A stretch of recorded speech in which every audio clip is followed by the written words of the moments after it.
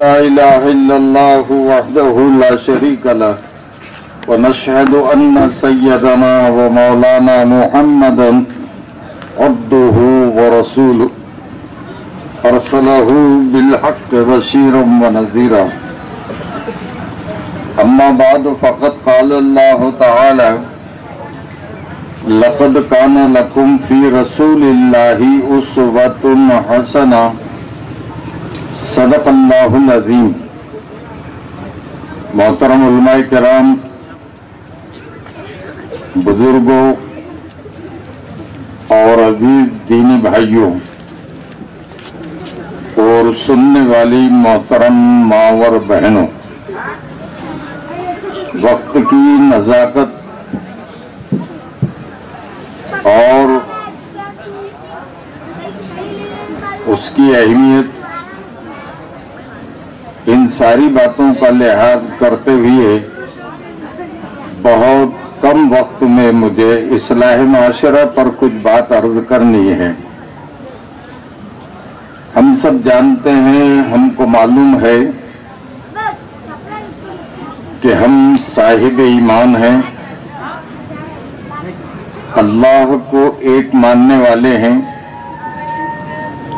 پوری کائنات کا خالق اور مالک صرف ایک ہے۔ یہ پوری کائنات کا نظام وہ اکیلا ہی چلا رہا ہے، اس کا ہم سب کو یقین ہے اور اس پر ہمارا ایمان ہے۔ ہم یہ بھی جانتے ہیں کہ ہماری زندگی کا ایک ایک لمحہ، ایک ایک سیکنڈ یہ اسی کے اختیار میں ہے۔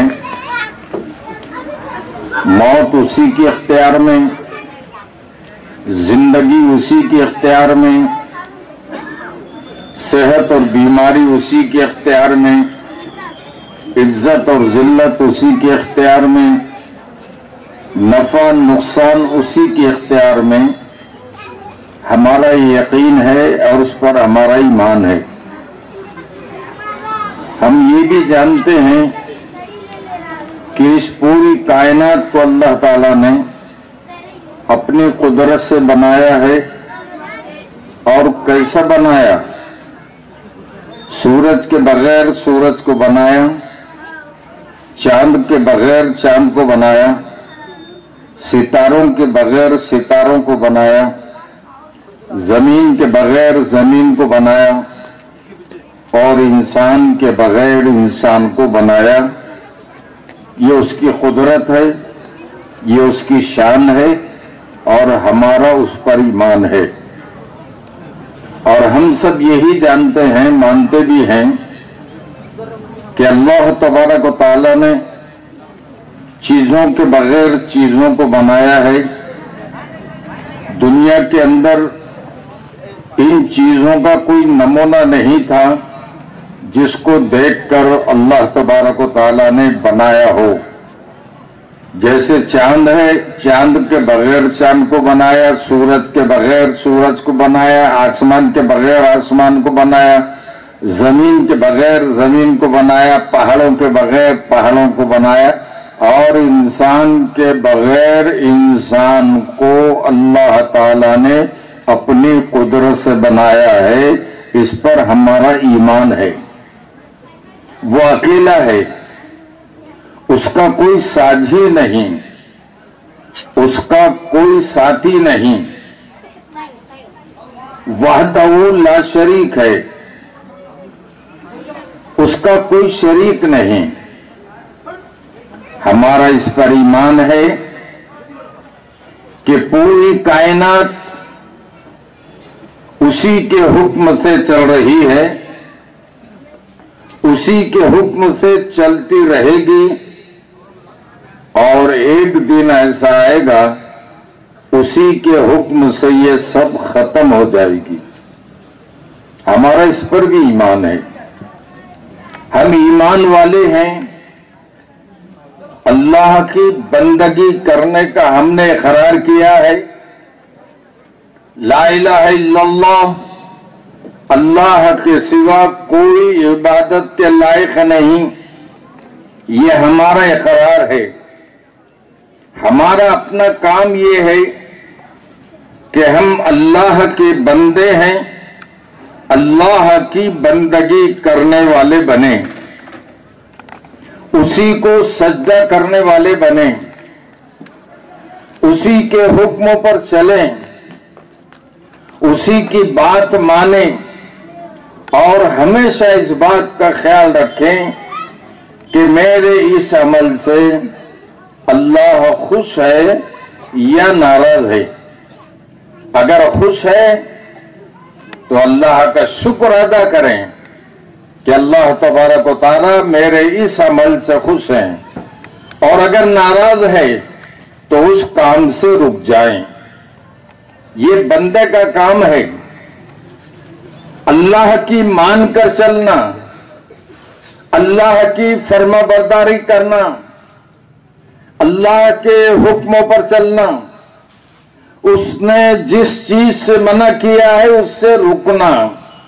جیسے صحابہ کی زندگی کے اندر آپ دیکھیں گے کہ جس زمانے کے اندر لڑکیوں کو زندہ دفن کیا جاتا تھا، جس زمانے کے اندر شراب عام تھی، جس زمانے کے اندر جوا عام تھا، جو طاقتور تھے وہ کمزوروں کو دبایا کرتے تھے،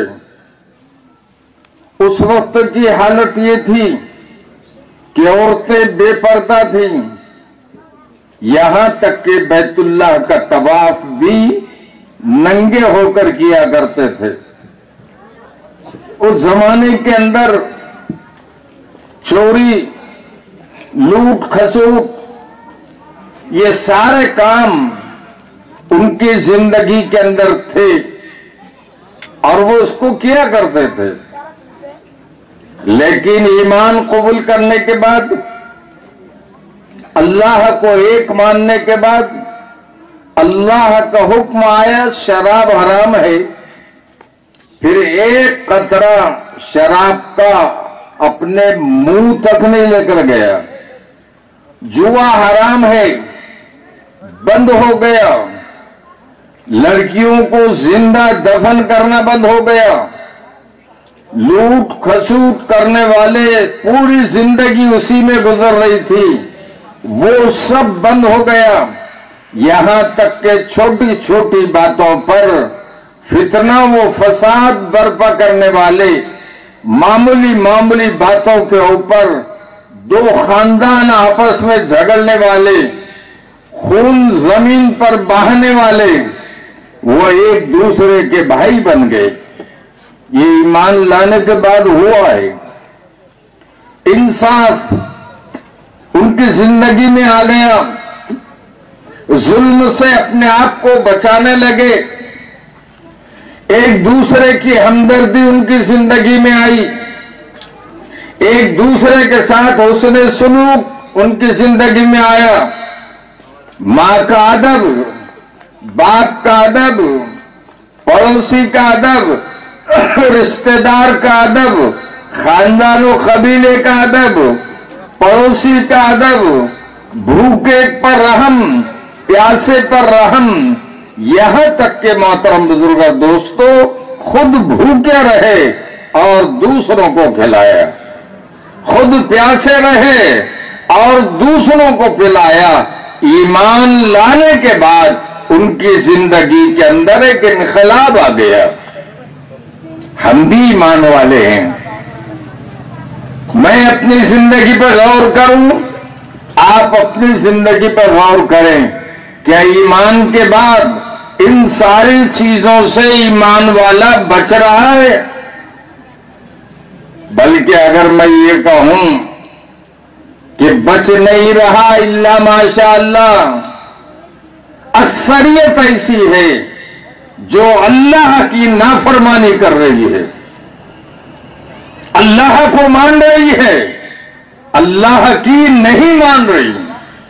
اللہ کو یہ مان رہے ہیں لیکن اللہ کی نہیں مان رہے۔ جن چیزوں سے اللہ نے روکا ہے اس سے نہیں رک رہے، حالات بد سے بدتر ہونے والے ہیں. ہم اپنے ایمان کی حفاظت کریں.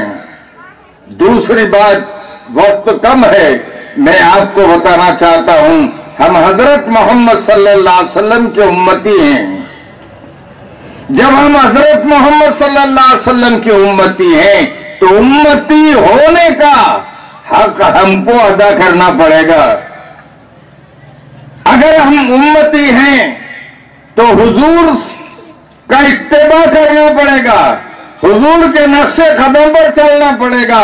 حضور جن باتوں سے منع کیے ہیں ان باتوں سے ہم کو رکنا پڑے گا. جیسے اپنی نظر کی حفاظت کرنی پڑے گی، زبان کی حفاظت کرنی پڑے گی، کانوں کی حفاظت کرنی پڑے گی، ہاتھوں کی حفاظت کرنی پڑے گی، پیروں کی حفاظت کرنی پڑے گی.